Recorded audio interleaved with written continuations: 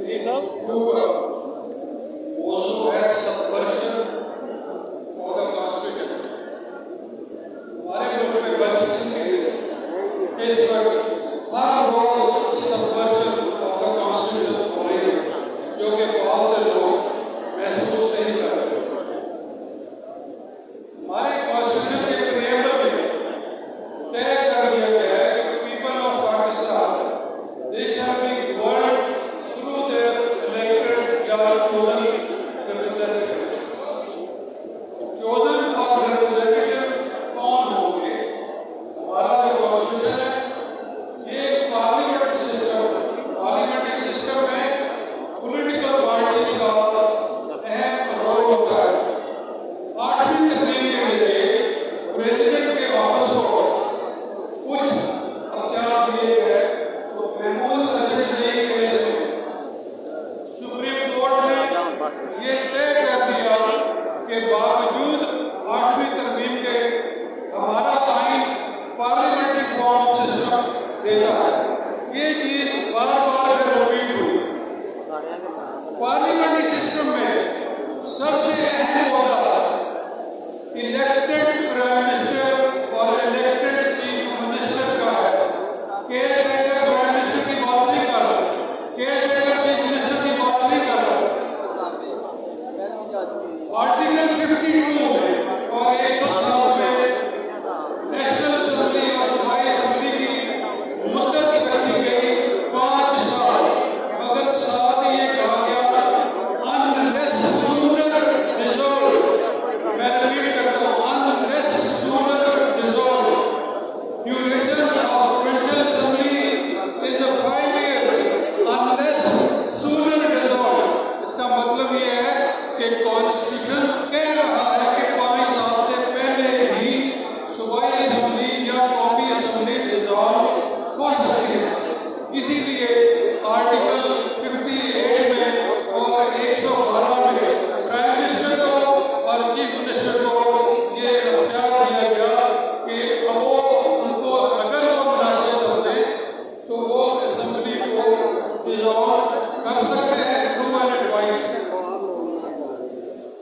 अब जब assembly dissolve हो गए तो जैसे कि मैंने कहा कि कॉन्स्टिट्यूशन की रिक्वायरमेंट है पार्लियामेंट्री सिस्टम में कि हर वक्त इलेक्टेड चीफ मिनिस्टर हो, हर वक्त इलेक्टेड प्राइम मिनिस्टर हो।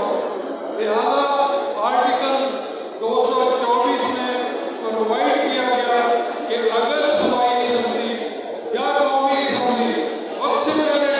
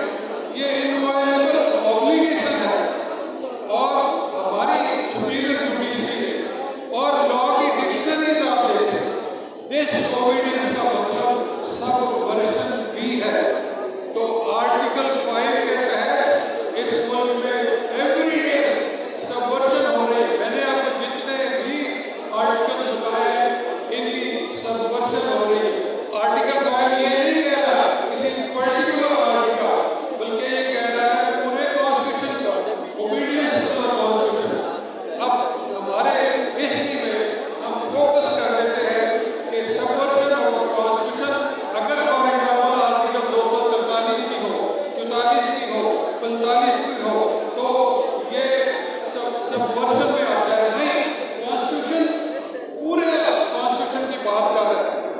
अगर एक कॉमा में सबवर्ट किया जाए, और ये जॉन मार्शल अमेरिका के चीफ जस्टिस से उन्होंने एक बात लंबी हो जाएगी, उन्होंने कहा कॉन्स्टिट्यूशन का कोई लफ्ज इवन कॉमा बिला वजह नहीं है, और अगर वो ओबे नहीं होता, अगर उसको सबवर्ट किया जाता है, वो अनपनिश्ड नहीं रह जाता।